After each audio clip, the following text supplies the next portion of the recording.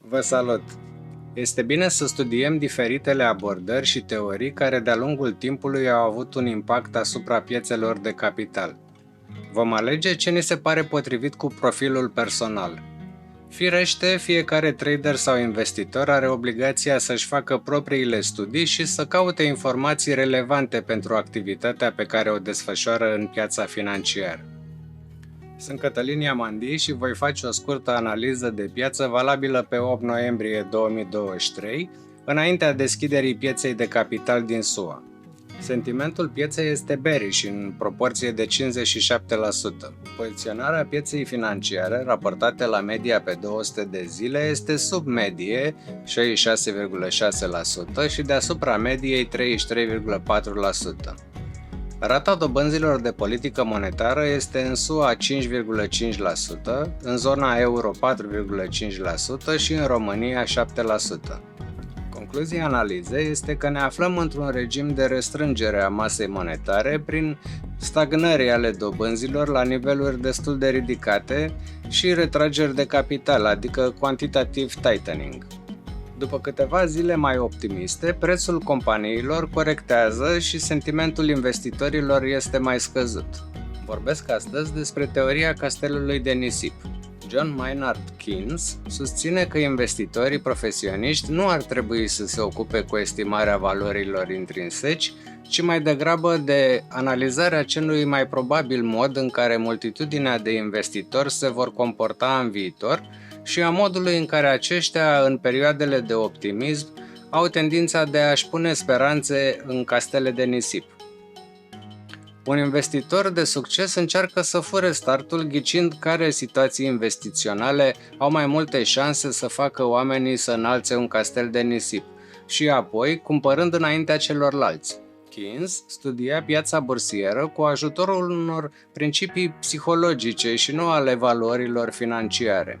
Ca exemplu, el susținea că nu are sens să aloci $25 unei investiții despre al cărui profit viitor crezi că justifică o valoare de $30, dacă crezi de asemenea că piața o va evalua la $20 peste 3 luni. În termeni ușor de înțeles, explică. Este ca și cum ai participa la un concurs de frumusețe dintr-un ziar, în care trebuie să alegi cele mai frumoase 6 chipuri dintr-o sută de fotografii, premiul urmând să revină acelei persoane ale cărui alegeri sunt cel mai mult în concordanță cu cele ale grupului în ansamblu. Un participant inteligent își va da seama că pentru a stabili câștigătorul concursului, criteriile personale de frumusețe sunt irelevante. O strategie mult mai bună este aceea de a selecta chipurile care sunt cel mai probabil pe gustul celorlalți participanți, să anticipeze care va fi opinia medie. O investiție merită un anumit preț în ochii unui cumpărător, pentru că acesta se așteaptă să o vândă altcuiva la un preț mai mare.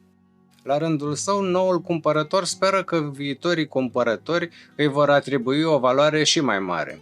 Într-o astfel de lume, orice preț este potrivit atâta vreme cât există alții dispuși să dea mai mulți bani. Numită și teoria prostului mai mare, ea susține că este ok să dai pe un anumit lucru de 3 ori mai mult decât valorează, atâta timp cât găsești un naiv dispus să dea pe el de 5 ori mai mult.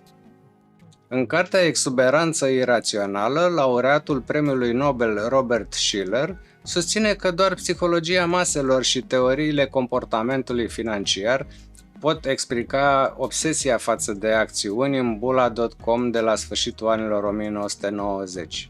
Într-o economie de schimb, valoarea oricărui bun depinde de o tranzacție prezentă sau viitoare, adică un lucru nu valorează decât atât cât altcineva este dispus să dea pe el. Aștept cu interes comentariile voastre. Ce părere aveți despre teoria prostului mai mare? Voi continua cu alte episoade din playlistul de finanțe pe care vă invit să le vedeți dacă doriți să performați în acest domeniu. Mulțumiri membrilor care s-au abonat.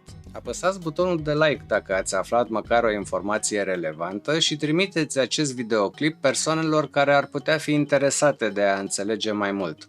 Apăsați pe clopoțel pentru a fi notificați atunci când postez un episod nou. Mulțumesc frumos că ați rămas până la finalul videoclipului și vă rog să vă abonați dacă nu ați făcut-o deja. O zi plăcută!